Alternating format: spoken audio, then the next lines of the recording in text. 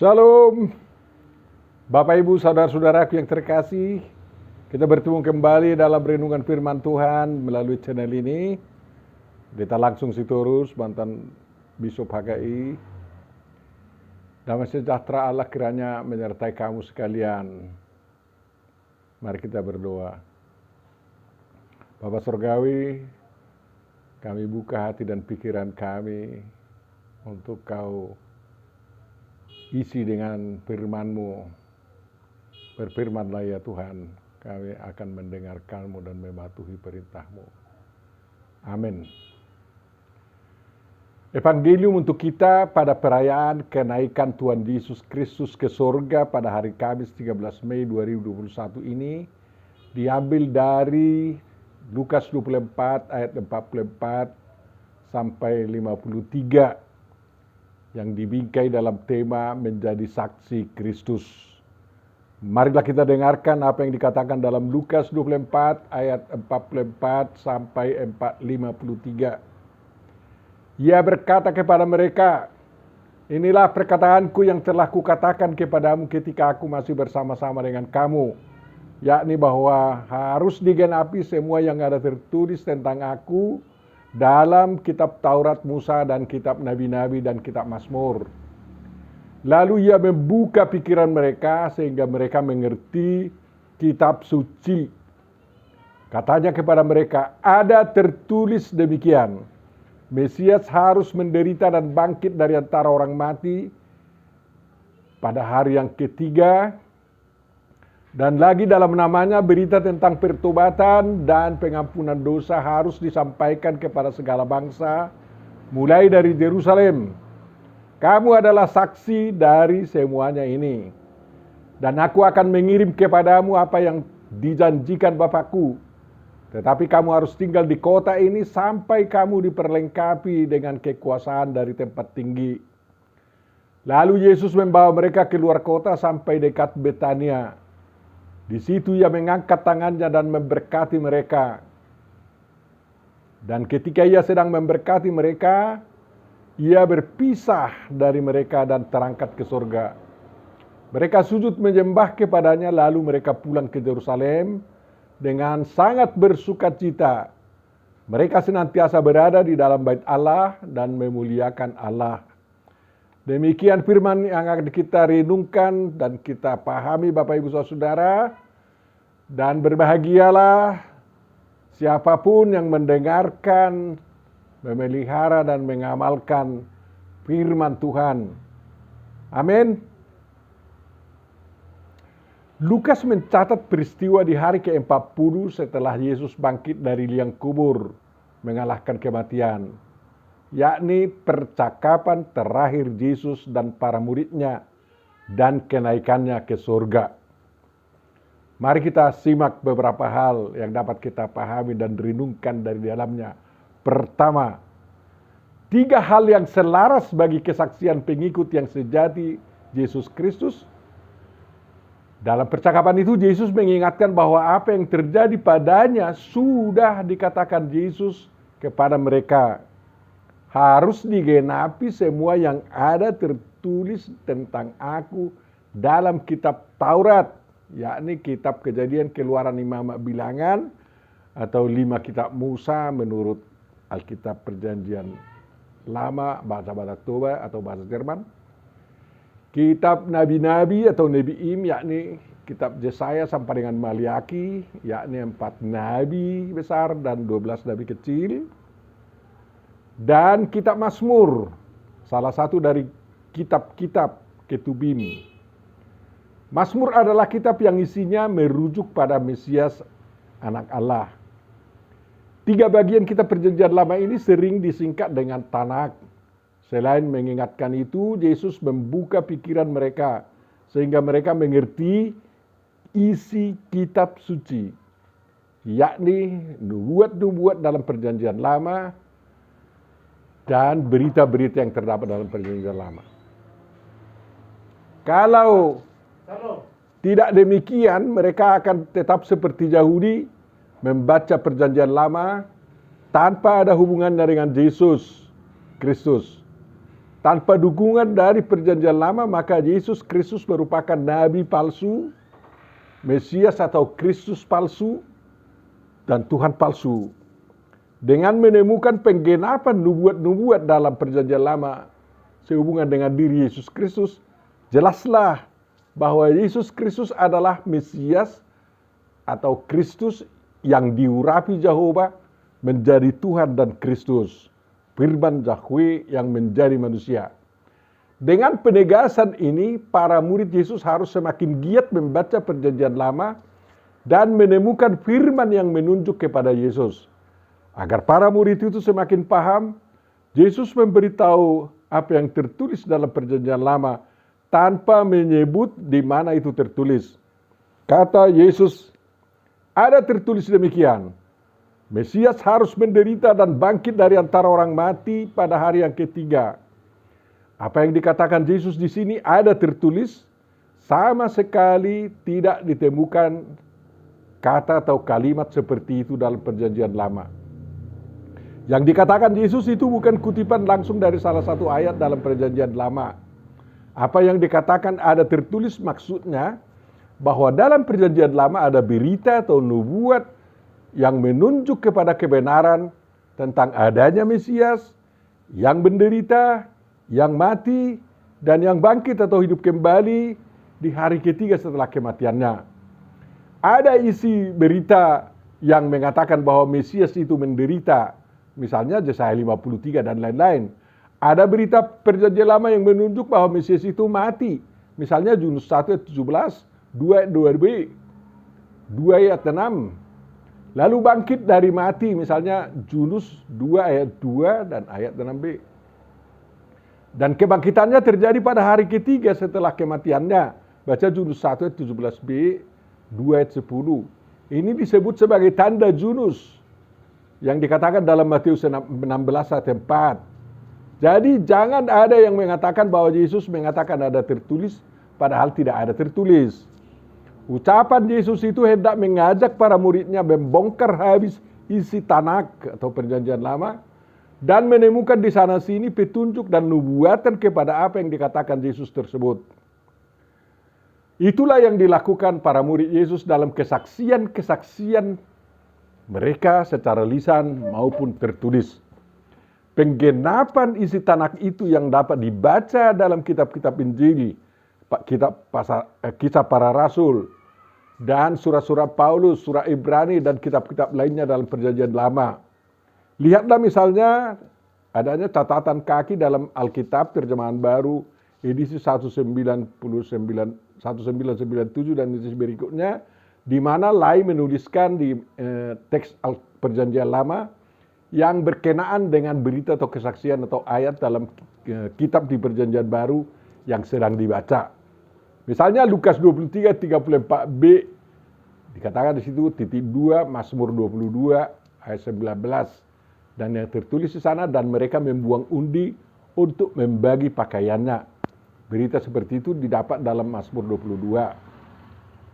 Dengan demikian dalam rangka menunaikan tugas yang diberikan Yesus kepada para muridnya, yakni menyaksikan, menjadi saksi, dan bersaksi, para murid itu memiliki 3 sumber dan dasar pengetahuan iman dan kebenaran yang selaras satu sama lain, yakni 1, pengenalan mereka tentang Yesus melalui pengalaman langsung hidup mereka bersama dengan Yesus. Yang kedua, ajaran, perintah, dan ucapan-ucapan Yesus yang langsung mereka terima dari Yesus Kristus. Dan ketiga, pengetahuan isi perjanjian lama atau Tanakh secara menyeluruh. Keselarasan 3 hal inilah yang bergema dalam kabar baik yang disampaikan para murid Yesus Kristus. 3 hal ini tidak ditemukan dalam kitab-kitab Injil yang ditolak sebagai kanon atau ukuran kepercayaan iman Kristen. 3 hal yang selaras itu menjadi dasar yang kuat dan tidak tergoyahkan bagi iman dan kesaksian Kristen yang benar sepanjang zaman. Hal itu berlaku juga bagi kita sekarang yang menjadi saksi atau apostel atau utusan Yesus Kristus. Masih akan diperjelas nanti bagaimana yang bukan saksi mata, toh juga seperti saksi mata. Yang kedua, Bapak Ibu Saudara, Selanjutnya Yesus mengatakan, dan lagi dalam namanya berita tentang pertobatan dan pengampunan dosa harus disampaikan kepada segala bangsa. Mulai dari Yerusalem, kamu adalah saksi dari semuanya ini. Inilah tugas berikut yang harus dilakukan oleh para murid Yesus setelah melengkapi diri dengan 3 hal yang selaras yang disebutkan tadi. Sejak kejatuhan Adam dan Hawa jatuh ke dalam dosa dan diusir dari Taman Eden, dosa selalu menggerogoti kehidupan manusia. Maka untuk kemaslahatan manusia dalam berita perjanjian lama, dapat ditelusuri bahwa tugas utama kesediaan Tuhan menilik kehidupan manusia di dunia, bercakap dengan manusia, bahkan menghukum manusia, memanggil Abraham, memilih bangsa Israel, mengutus Musa, membebaskan Israel dari perbudakan di Mesir, memimpin mereka 40 tahun di padang gurun, memberikan Torah, mengutus nabi-nabi atau nebiim, membangkitkan orang untuk menulis sejarah bangsa Israel, Yehuda, menulis karya-karya sastra religius Israel atau Ketubim. Semuanya itu bertujuan untuk menyeru kepada manusia agar bertobat dan menyatakan rencananya memberikan pengampunan dosa bagi yang bertobat dan menghukum manusia yang tidak peduli seruan Tuhan melalui utusan-utusannya itu. Yohanes Pembaptis termasuk utusan Tuhan untuk menyeru pertobatan itu. Kehidupan Israel Yahudi di zaman Pilatus, Imam Besar, Kayafas, Farisi, ahli-ahli Taurat masih menunjukkan bahwa manusia tidak mau bertobat, sehingga Yesus datang. Kedatangan Yesus Kristus menunjukkan bahwa Tuhan merasa seruan itu masih harus dilengkapi, sehingga Dia mengutus anaknya yang tunggal bukan hanya menyeru manusia bertobat, melainkan juga mengorbankan anaknya itu untuk pengampunan dosa manusia dan penebusan manusia. Bandingkan hal itu telah diumpamakan Yesus dalam perumpamaannya tentang penggarap-penggarap kebun anggur di Matius 21 ayat 33 sampai 46. Dari itu suruhan Yesus kepada murid-muridnya untuk menyampaikan kepada segala bangsa berita pertobatan dan pengampunan dosa, mengandung isi dan makna yang baru, berbeda dengan pertobatan dan pengampunan dosa yang diserukan Yohanes Pembaptis.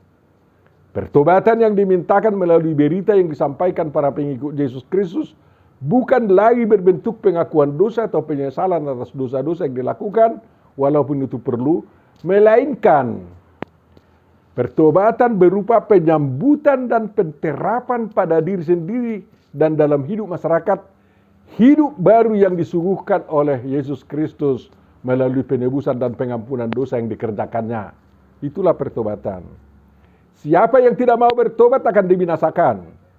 Berita tentang Yesus Kristus mulai dari keberadaan kekalnya dalam diri Allah Bapa, kelahirannya, pengajaran-pengajarannya, perbuatan-perbuatannya, penderitaannya, kematiannya, kebangkitannya, dan juga kenaikannya untuk kembali kepada keberadaan kekalnya dan kedatangannya kembali kelak adalah berita penyediaan hidup baru bagi manusia melalui pengampunan dosa, penebusan umat manusia yang dikerjakan Tuhan Yesus Kristus. Siapa yang menerima pengampunan dosa itu dan menyambut serta hidup dalam hidup baru yang ditawarkan Yesus Kristus, itulah yang menikmati buah-buah keselamatan yang disediakan Yesus Kristus dalam hidupnya di bumi sekarang dan di surga kelak. Saya yakin Bapak, Ibu, dan saudara-saudaraku yang terkasih sedang berada dalam keadaan ini. Yang ketiga, Bapak, Ibu, saudara, pemberitaan mengenai pertobatan dan pengampunan dosa itu dimulai dari Yerusalem, tidak dari Betania, daerah dekat Yesus naik ke surga, tidak dari Kapernaum, pusat pelayanan Yesus selama 3 tahun, dan tidak dari Nazaret, tempat Yesus dibesarkan, dan tidak dari Bethlehem, tempat Yesus dilahirkan. Pengembangan kerajaan itu tidak dimulai dari pinggiran oleh orang-orang pinggiran, seperti dituduhkan oleh orang Yahudi. Kaum Yahudi menuduh perbuatan Kristen ini adalah dosa orang-orang pinggiran Awen Gelayon, karena mereka menjelek-jelekkan Yesus sebagai orang yang lahir dari hasil pelacuran di Nazaret.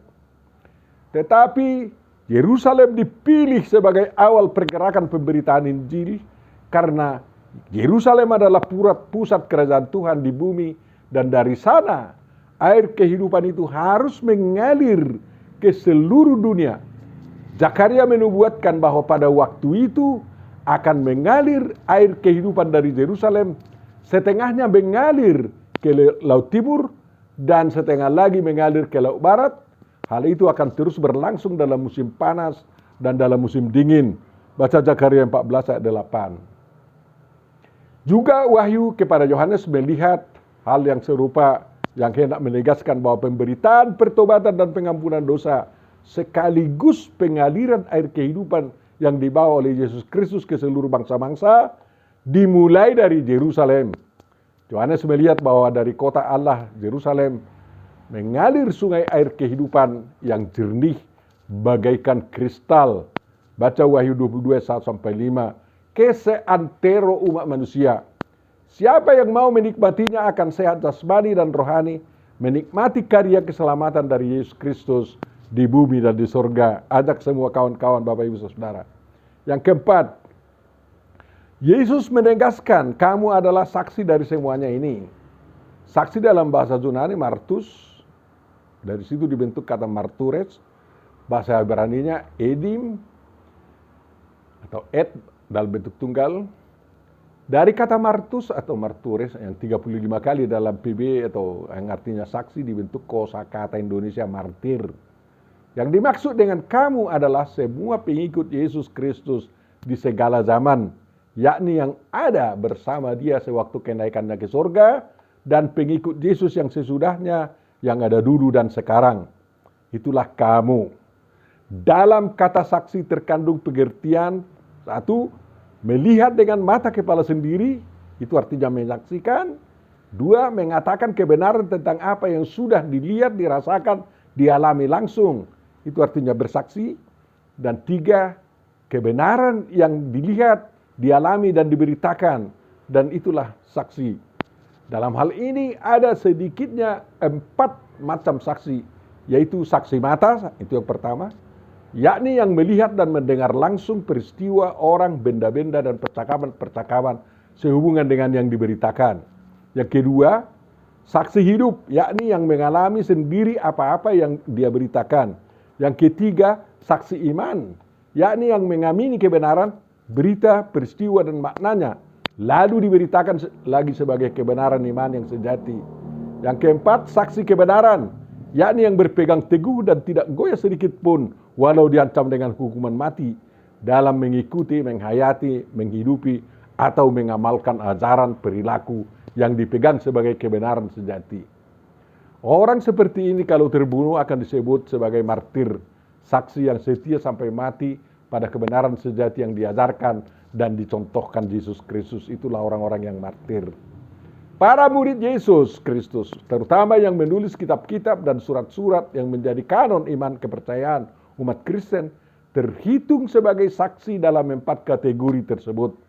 Bagi saya, Saulus yang menjadi apostol Paulus sewaktu masih Farisi dan pemuda fanatik anti Yesus adalah saksi mata yang memata-matai pekerjaan dan ucapan-ucapan Yesus. Ada yang mengatakan bahwa Paulus tidak pernah bertemu Yesus karena tidak ada bukti dalam tulisan-tulisan Perjanjian Baru. Tetapi masih lebih gampang menduga bahwa Saulus atau Paulus yang hidup di masa Yesus bekerja dan berhadapan langsung dengan Farisi anti Yesus, mengintip semua derap langkah Yesus yang menuntun dia sangat ambisius, aktif membasmi pengikut Yesus pasca kebangkitan dan kenaikan Yesus Kristus ke surga. Di abad-abad pertama, generasi pertama dari para pengikut Yesus Kristus banyak sekali sebagai saksi dalam 4 kategori tersebut, walaupun mereka hanya bersaksi secara lisan. Kesetiaan mereka semua membuat semakin banyak orang yang mengikut Tuhan Yesus Kristus. Kesetiaan mereka sebagai saksi membuat saksi-saksi berlanjut ke generasi-generasi yang berikutnya.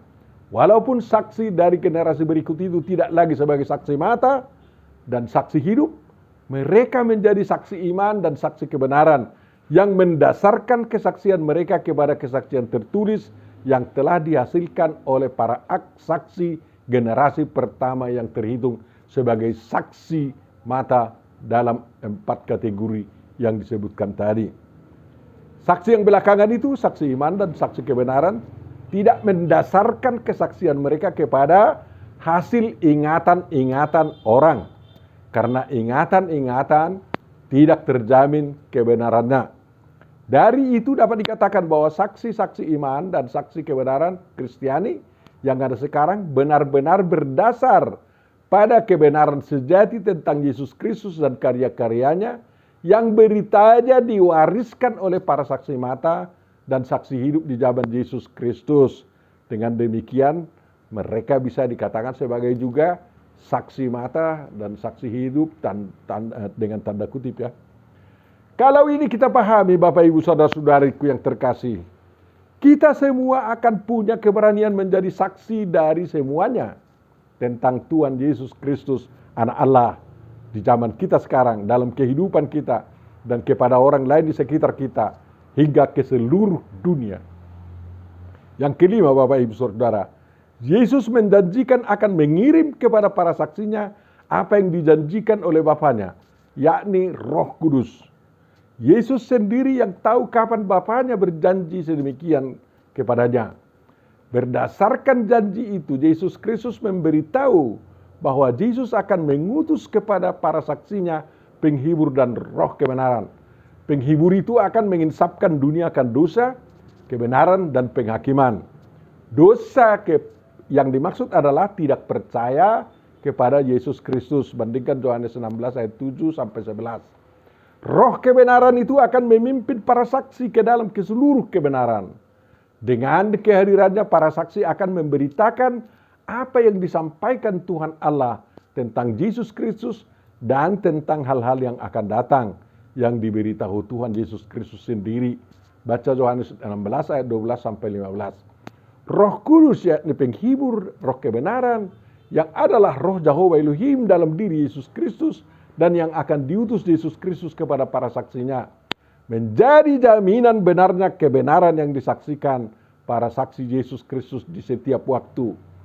Janji ini menunjukkan relasi Bapa, Anak, dan Roh Kudus dalam pemahaman Tritunggal, sembahan umat Kristen. Allah Bapa yang dari berita penciptaan diketahui bahwa Dia adalah Elohim, Ilahi, Firman, dan Roh.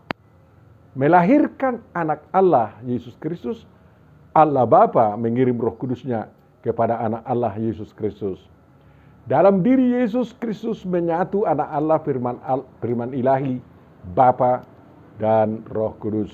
Yang Tritunggal itu yang menyatu juga dalam diri Yesus yang manusia, dan yang Tritunggal inilah yang mengirim Roh Kudus kepada manusia, para saksi Kristus. Tuhan yang Tritunggal itu ingin memperlengkapi para saksi Kristus dengan kekuasaan, dinamin, dengan kekuatan, kemampuan dari tempat tinggi, bukan dari tempat rendahan. Markus merumuskannya agak lain. Baca Markus 16 ayat 17 sampai 18. Matius hanya mencatat ucapan Yesus, "Aku menyertai kamu senantiasa sampai kepada akhir zaman." Untuk menyambut kekuatan atau kemampuan itu, para saksi harus bersedia menunggu di kota Yerusalem sampai tiba saatnya Tuhan mencurahkan kekuasaan, kekuatan, dan kemampuan kepada mereka. Seperti diberitakan dalam Kisah Para Rasul 1 sampai 2. Untuk menjadi saksi, segala sesuatunya harus dipersiapkan dengan baik. Yakni 3 yang selaras yang disebutkan di atas, ditambah lagi kemampuan, kekuasaan, dinamika yang dianugerahkan Tuhan Yesus Kristus. Tandanya sudah dilengkapi dengan kemampuan atau kekuasaan, dinamika, adalah keberanian menjadi saksi yang menyaksikan dan bersaksi. Siapa yang berdiam diri dan diam saja, itu adalah pengikut Yesus yang menjadi pengecut, yakni sikap yang tidak disukai Tuhan Yesus Kristus. Para saksi Kristus harus menjadi pemberani, yang berani hingga kehilangan nyawa pun. Dia tidak takut tetapi rela dan setia menjadi saksi Kristus. Yang keenam Bapak Ibu Saudara, Yesus naik ke sorga, sukacita pengikut sejati Yesus Kristus luar biasa. Yesus naik ke surga berarti Dia kembali kepada diri Bapa dan menyatu dengan Bapa sebagai firman-Nya yang kekal. Dari sana dia memerintah bersama Bapa untuk kerajaannya yang datang di dunia.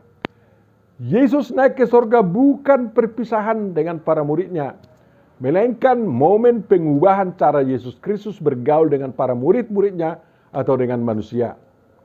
Sewaktu dia lahir dari Maria, sang Theotokos, dia menempuh jalan sebagai manusia berfisik seperti kita. Setelah dia bangkit dari kematian, dia 40 hari bergaul dengan para muridnya dengan tubuh yang dipermuliakan, tubuh yang bangkit, yang fisiknya tidak lagi sama dengan fisik manusia biasa, melainkan fisiknya itu bisa disentuh, walaupun fisiknya itu bisa disentuh, tidak sama dengan kita lagi. Seperti sewaktu Thomas minta bukti bahwa ingin melihat bekas pemakuan dan di tangan dan di kaki dan bekas penghujaman lembing yang menembus dada sampai jantungnya, dan bisa makan makanan yang dimakan juga oleh para muridnya dalam waktu yang bersamaan. Tetapi dia dapat masuk rumah dengan menembus dinding tebal tanpa rusak. Dia bisa menghilang. Yang jelas dia tidak seperti hantu. Ya. Kenaikan Yesus ke sorga bukan perpisahan, melainkan dia kembali kepada Bapa dan akan bersama murid-muridnya, bergaul dengan para pengikutnya dalam roh.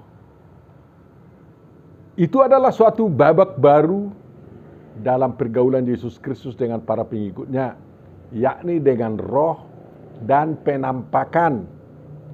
Pengikut Yesus bersuka cita karena dengan perubahan kebersamaan mereka dengan Tuhan mereka, Yesus Kristus. Jadi walaupun masih sebagai tubuh yang bangkit, berubah menjadi dengan roh, itu menjadi sukacita yang luar biasa bagi para murid. Karena pengikut Yesus Kristus bisa bersama Yesus Kristus dimanapun berada dan dalam situasi yang bagaimanapun. Yesus naik ke surga adalah dalam rangka menepati apa yang telah dikatakannya. Di rumah Bapakku banyak tempat tinggal. Jika tidak demikian, tentu aku mengatakannya kepadamu. Sebab aku pergi ke situ untuk menyediakan tempat bagimu, kata Yesus dalam Yohanes 14 ayat 2. Para pengikut Yesus bersuka cita atas kenaikan Yesus ke surga. Karena dengan demikian mereka mendapat jaminan bahwa tempat bagi setiap pengikut Yesus yang setia dan sejati, tempatnya dijamin tersedia di surga. Yang ketujuh, Bapak Ibu Saudara, Yesus Kristus tidak memilih suatu rumah ibadah seperti tembok atau menara Bait Tuhan di Yerusalem, dan bukan pula memilih sebuah puncak gunung atau tempat keramat menjadi tempat dari sana dia naik ke surga. Dia memilih pergi ke luar kota Yerusalem dan secara sengaja tidak sampai ke desa Betania, tempat di mana dia sering bersama para pengikutnya. Ini beda sekali dengan yang katanya dilakukan Nabi yang dari Arab itu, sewaktu dia naik ke surga dan turun lagi dari sana. Katanya dia naik dari tembok Bait Suci Yerusalem, walaupun waktu itu tidak ada lagi Bait Suci Yerusalem, karena sudah diratakan oleh Jenderal Titus dan tentaranya dan tidak bisa dibangun kembali sampai sekarang. Itu terjadi tahun 70 perataan itu. Bagi mereka begitu penting klaim itu. Lain dengan Yesus. Yesus memilih tempat di luar kota besar dan di luar kota kecil atau desa yang tidak ada apa-apanya sebagai tempatnya naik ke surga. Mungkin semak belukar yang ada di pinggir jalan di sana. Mengapa ya begitu? Apa maksudnya itu? Sehingga Yesus memilih tempat seperti itu sebagai tempat naiknya ke surga. Yesus juga tidak memilih metode kenaikan ke surga seperti Elia naik ke surga dan berpisah dengan muridnya Elisa waktu itu. Yesus naik ke surga dengan kesederhanaan. Sangat sederhana sekali. Tempat kenaikannya tidak ada kaitannya dengan peristiwa-peristiwa dulu. Kecuali dari suatu tempat di bumi. Tidak ada kereta berkuda berapi. Tindakan Yesus ini punya makna yang sangat dalam. Mengapa tempat itu dipilih Yesus? Itu adalah bagian bumi kemana Adam pergi setelah diusir dari Taman Eden, kota Tuhan itu. Bumi itu telah diselamatkan oleh Yesus Kristus dan menjadi bagian dari kerajaan surga yang datang di dunia. yang sekarang menjadi tempat manusia dapat mengalami hidup baru dan penuh damai sejahtera, sukacita, serta kebahagiaan. Jadi bukan tempat manusia yang dikutuk karena dosanya lagi. Dari sanalah Yesus naik ke surga. Di sanalah Yesus mengangkat tangannya dan memberkati para pengikutnya. Dan di saat melakukan demikian dia terangkat ke surga. Jadi tangannya terus memberkati. Lukas tidak memberitahu kata-kata berkat yang diucapkan Yesus Kristus. Tetapi para murid Yesus tahu apa itu berkat. Itu merupakan hidup masa depan yang indah. Yesus yang terangkat ke surga terus memberkati para pengikutnya sampai sekarang maupun dari surga. Sikap terbaik daripada para pengikutnya adalah sujud menyembah, yakni sikap terbaik untuk menerima berkat. Berkat yang disampaikan Yesus kepada mereka juga menjadi sukacita besar bagi para pengikut Yesus. Sukacita itu menjadi kekuatan bagi mereka untuk kembali ke Yerusalem dan mematuhi perintah Yesus bahwa mereka harus tinggal di kota itu sampai tiba waktunya Tuhan memberikan kekuasaan dari tempat tinggi kepada mereka. Sukacita itu menjadi daya tahan mereka untuk senantiasa berada di dalam bait Allah dan memuliakan Allah. Mereka tidak takut kepada ancaman dari tokoh-tokoh agama Yahudi yang anti Yesus Kristus. Bait Allah menjadi tempat perlindungan bagi mereka, tempat mereka memuliakan Allah. Mereka tetap memahami diri mereka sebagai pemuja Jehovah Elohim, walaupun mereka menyembah Yesus Kristus. Mereka memahaminya sebagai satu Tuhan. Mereka melihat dirinya sebagai Israel atau Yahudi yang telah diselamatkan dan bersiap untuk menyebar keselamatan yang telah mereka terima itu ke seluruh dunia, ke seluruh umat manusia. Mereka bukan orang pinggiran, melainkan orang utama yang akan digunakan Tuhan dari pusat kerajaannya membawa seluruh bangsa-bangsa Yahudi dan yang bukan Yahudi menyembah Tuhan yang telah datang menyelamatkan mereka. Maka baik orang Yahudi maupun yang bukan Yahudi, saya serukan, bertobatlah. Amin. Mari kita berdoa. Tuhan Allah Bapa kami dalam Yesus Kristus yang telah naik ke surga, kami bersyukur dan berterima kasih bahwa Yesus Juru Selamat kami telah berada dalam dirimu kembali demi kami para pengikutnya yang tinggal di bumi. Kami akan menjalankan apa yang telah diaturkannya untuk kami lakukan. Karena kami tahu bahwa itu adalah sukacita besar bagi kehidupan kami. Kiranya kuat kuasa Roh Kudus-Mu yang senantiasa ada dalam diri kami, sehingga kami mampu untuk menyatakan kerajaan-Mu yang datang di dunia, dan membawa semakin banyak manusia bertobat dan mengikut Engkau. Kiranya pengalaman apapun yang terjadi pada setiap manusia di dunia ini, entah itu COVID-19, tipus, kolera, disentri, keberuntungan ataupun kemenangan, dan lain-lain, Kau jadikan sebagai kesempatan untuk memperkenalkan dirimu kepada mereka, sehingga mereka bertobat dan turut menyembah Engkau. Dalam Yesus Kristus sempurnakanlah doa kami, dan kabulkanlah itu karena kasih-Mu. Amin.